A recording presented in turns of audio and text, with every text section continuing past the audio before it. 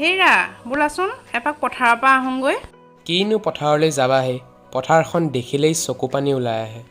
সঁচাকৈও পথাৰখন দেখিলে কিবা বুকুখন পথাৰ ফাটা দিয়ে ফাটি যায়। খেতিয়কসকলৰ মুখলৈতো চাবই নোৱাৰি, কি যে অৱস্থা তেওঁলোকৰ। এনেদৰে চলি থাকিলে সকলো শেষ হৈ যাবলৈ আৰু বেছি পৰ নালাগিব। নাই নাই, ভগৱান ইমান নিষ্ঠুৰ নহয়, চাবাচোন অতি সোনকালেই বৰষুণ দিব। প্ৰভু আমালৈ চকু মেলি চোৱা, এজাক বৰষুণ দিয়া প্ৰভু। হেৰি বাহিৰলৈ চোৱাচোন, বতাহ মাৰিছে, আকাশখনো একেবাৰে ডাৱৰে উন্দলি আহিছে। আৰে মেঘে গাজিছে, বৰষুণ আহিব চাগৈ। অ' শুনিছানে, ইহঁতকেইটা খেলিবলৈ গৈছিল নহয়, বতৰ দেখোন একেবাৰে বেয়া কৰি আহিছে। ইছ, ইহঁতকেইটা বৰষুণ দিলে ভিজিয়ে যাব, ইহঁতক লৈ আহিব লাগিছিল বুজিছানে। কোনটো মাজনী ক'লৈ গ'লা তোমালোক? গম পাইছোঁ, ইহঁত খেলিবলৈ একে পথাৰ পালেগৈ। ইছ, আকাশখন একে ক'লা হৈ আহিছে, ইমান ডাৱৰীয়া হৈ আহিছে, বৰষুণ আহিবই। এই যে বৰষুণ আহিলেই ল'ৰা ছোৱালীকেইটা যে ঘৰেই আহি নেপালে। অ' শুনিছানে, যোৱাচোন যোৱা, ইহঁতক লৈ আহাগৈ, বৰষুণ দেখোন জোৰছেই আহিছে। হঠাতে যে এনেকৈ বৰষুণৰ বতৰ হ'ব ভাবাই নাছিলোঁ, ৰাতিপুৱা ইমান ধুনীয়া ৰ'দ দিছিল। যোৱা যোৱা সোনকালে লৈ আহাগৈ। এই বতৰ দেখোন, বতাহ দেখোন বৰ জোৰছে বলিছে, ধুমুহাই আহিব যেন পাইছোঁ। হয় হয়, ইয়াত দেখোন ধুমুহাই আহিল। ইছ, ইহঁতকেইটা আহিয়ে নাপালে। চোৱাচোন, ঘৰটো একে ভাঙিয়ে পৰিল। ইছ, মই সিহঁতক আগতেই কৈছিলোঁ ধুমুহা আহিলে ঘৰলৈ দৌৰি গুচি আহিবা। নাই নাই, সিহঁতে দেখোন মোৰ কথাই নুশুনা হ'ল। মৰমৰ ছাত্ৰ ছাত্ৰীসকল, ভিডিঅ'টো চাই বাৰু তোমালোকে কি বুজি পালা? ইয়াত আমি বিভিন্ন প্ৰকাৰৰ বতৰ দেখা পালোঁ নহয় জানো। প্ৰথমতে খৰাং বতৰ, তাৰপৰা ডাৱৰীয়া বতৰ, তাৰপৰা বৰষুণ আহিল, তাৰপৰা ধুমুহা আহিল। আমি এনেদৰে বিভিন্ন ধৰণৰ বতৰ দেখা পালোঁ। এতিয়া তোমালোকে নিশ্চয় গমেই পাইছা আমি কিহৰ বিষয়ে পঢ়িম, বতৰৰ বিষয়ে পঢ়িম। আহাচোন পাঠৰ মাজলৈ যাওঁ। মৰমৰ ছাত্ৰ ছাত্ৰীসকল, মই আজি তোমালোকক পঞ্চম শ্ৰেণীৰ পৰিৱেশৰ এটা পাঠ পঢ়াই দিম। তোমালোকে নিজৰ নিজৰ কিতাপবোৰ উলিয়াই লোৱাচোন।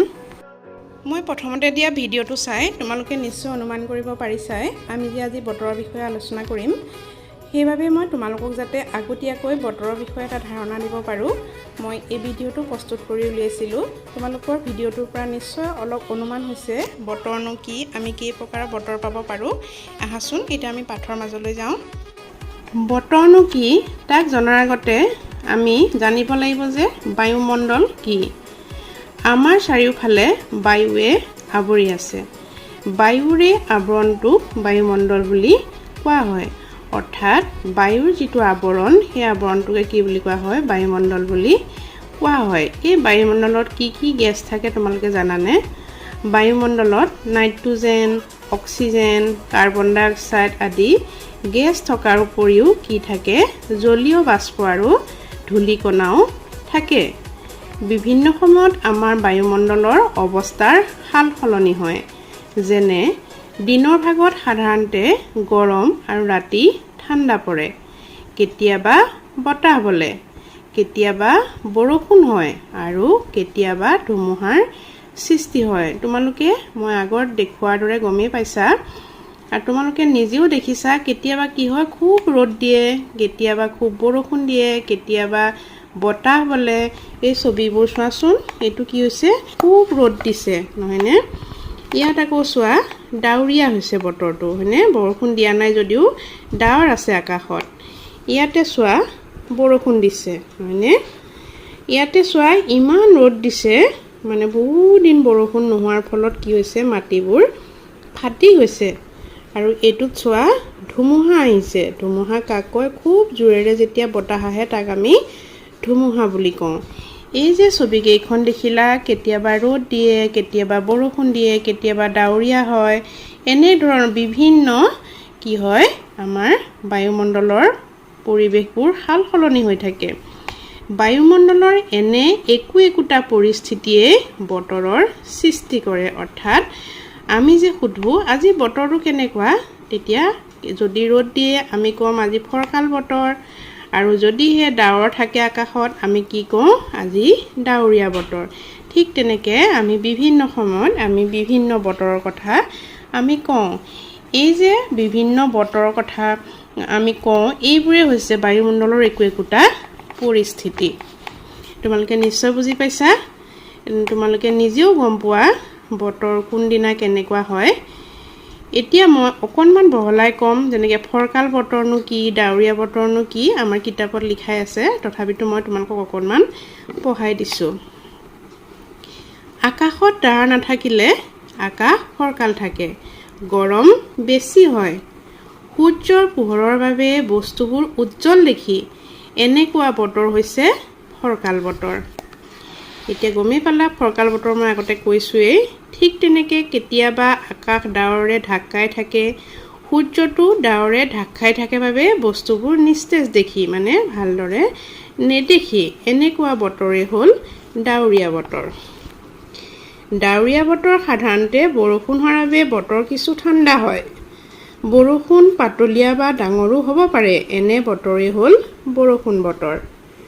বহুদিন বৰষুণ নহ'লে বতৰ শুকান হয়, এনে বতৰ হৈছে খৰাং বতৰ বা শুকান বতৰ। কেতিয়াবা চাবাচোন আমাৰ গাবোৰ ইমান শুকান শুকান লাগে, গছৰ পাতে চাতে ধূলি ভৰ্তি হৈ থাকে, পথাৰবোৰ ফাটি যায়, এনেকুৱা বতৰেই হৈছে শুকান বতৰ। আৰু শেষত কেতিয়াবা বতাহ বৰ বেগেৰে পৰাৰ ফলত ঘৰ দুৱাৰ গছ গছনি আদি ভাঙি পৰে, যাক আমি ধুমুহা অহা বুলি কওঁ। ধুমুহা আহিলে আকাশত বিজুলী ঢেৰেকনি মাৰে আৰু মেঘেও গাজে।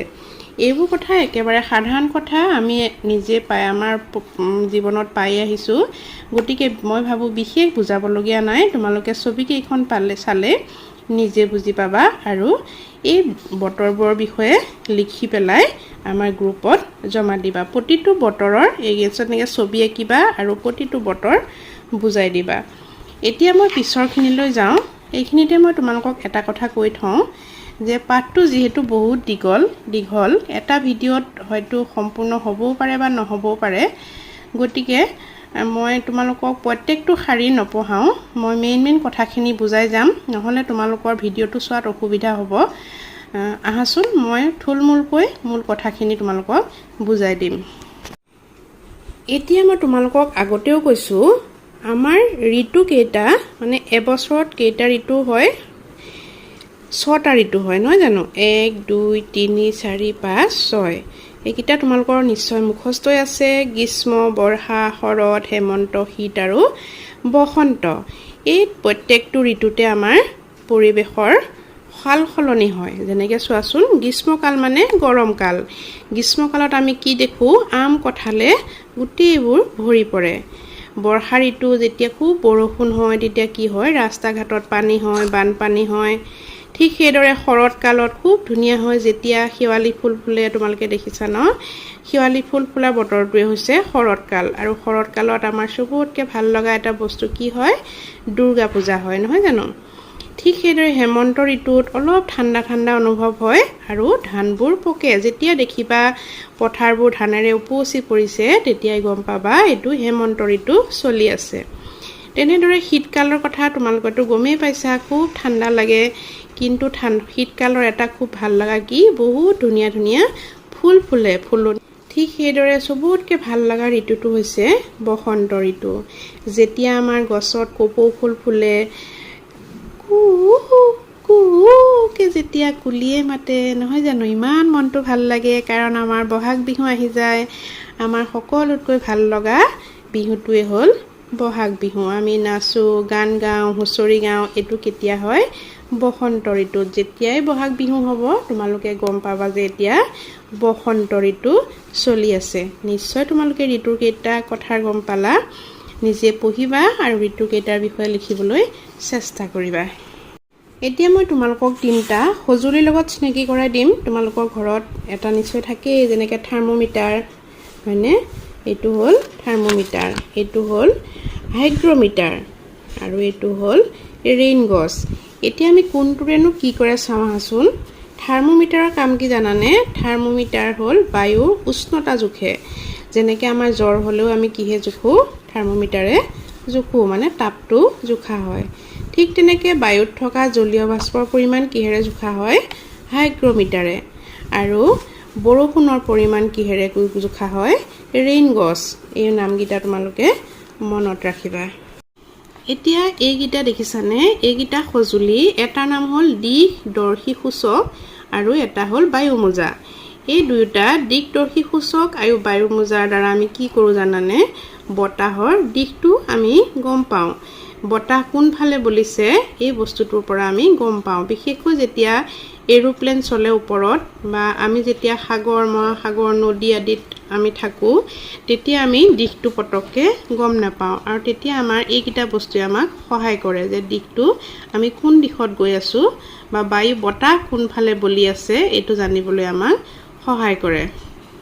এতিয়া এই যন্ত্ৰটো দেখিছানে, এই যন্ত্ৰটোৰ নাম কি হৈছে এনিমোমিটাৰ। এই এনিমোমিটাৰৰ দ্বাৰা কি কৰা হয় জানানে, বতাহৰ গতিবেগ জোখা হয়। মানে বতাহ কিমান জোৰত বলি আছে সেইটো ইয়াৰ দ্বাৰা জোখা হয়। যেনেকৈ বতাহ ধুমুহা আহিলে আমি কিমান জোৰত বতাহ বলিছে গম নাপাওঁ, তেতিয়া এই যন্ত্ৰটোৰ সহায়ত সেইবোৰ জোখা হয়। এতিয়া তোমালোকৰ এটা প্ৰশ্ন মাজে মাজে মানে পৰীক্ষাত খুব আহে, বৃত্তি পৰীক্ষাটো আহে, এইটো মন কৰিবা। মানে আজিকালি ৰেডিঅ' দূৰদৰ্শন আদি প্ৰচাৰ মাধ্যমৰ যোগেদি বতৰৰ বিষয়ে আগতীয়াকৈ জাননী দিয়া হয়।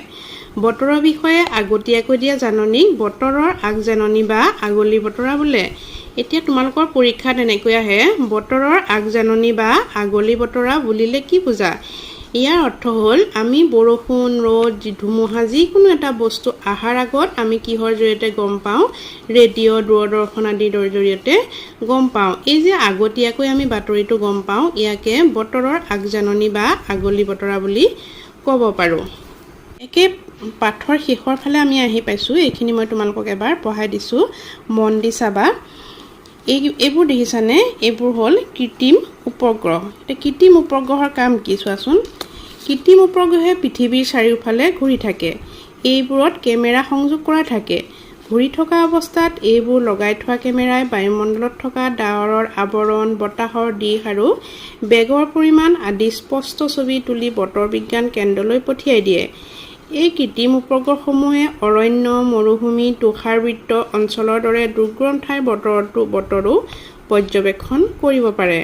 বতৰ বিজ্ঞান কেন্দ্ৰত এই তথ্যবোৰ অধ্যয়ন কৰি বতৰৰ আগজাননী প্ৰস্তুত কৰা হয়। মানে এইবোৰত কৈছে কৃত্ৰিম উপগ্ৰহ, মানে কৃত্ৰিমভাৱে প্ৰস্তুত কৰা হৈছে। তাত কিছুমান কেমেৰা লগাই দিয়ে, কেমেৰা লগাই আকাশৰ ওপৰত সংযোগ কৰে আৰু তাৰ দ্বাৰা আমি বতৰৰ আগজাননী পাব পাৰোঁ। ইণ্টাৰনেট সংযোগ থকা কম্পিউটাৰৰ জৰিয়তেও আমি বতৰৰ বিভিন্ন তথ্য পাব পাৰোঁ। এই যিবোৰ কম্পিউটাৰত ইণ্টাৰনেট থাকে, সেই ইণ্টাৰনেটৰ জৰিয়তেও আমি বতৰৰ আগজাননী পাব পাৰোঁ। ভাৰত চৰকাৰৰ বতৰ বিজ্ঞান বিভাগে গোটেই দেশখনৰ বাবে বতৰৰ আগজাননী প্ৰস্তুত আৰু প্ৰচাৰ কৰে। ৰেডিঅ' দূৰদৰ্শন আদিত প্ৰচাৰ কৰা দৈনিক বাতৰিৰ লগত বতৰৰ আগজাননীও দিয়া হয়। এই কথাখিনি মই আগতেই কৈছোঁ। আমি ৰেডিঅ' দূৰদৰ্শন আদিৰ জৰিয়তে কি কৰোঁ, বতৰৰ আগজাননী পাব পাৰোঁ। মৰমৰ ছাত্ৰ ছাত্ৰীসকল, মই পাঠটো যিমান পাৰোঁ চমুকৈ তোমালোকক বুজাই দিলোঁ। বিশেষ যদি কিবা অসুবিধা পাইছা তেনেহ'লে মোক ফোন কৰিবা, মেছেজ কৰিবা আৰু মই পিছৰ ভিডিঅ'টোত বাকীখিনি আকৌ বুজাই দিম, কাৰণ যিমান দীঘল হ'ব তোমালোকৰ ডাউনলোড হোৱাত অসুবিধা হ'ব। আজিৰ পাঠটো আমি ইমানতে সামৰিলোঁ। পিছৰ ভিডিঅ'টোত মই তোমালোকক বাকীখিনি বস্তু বুজাই দিম।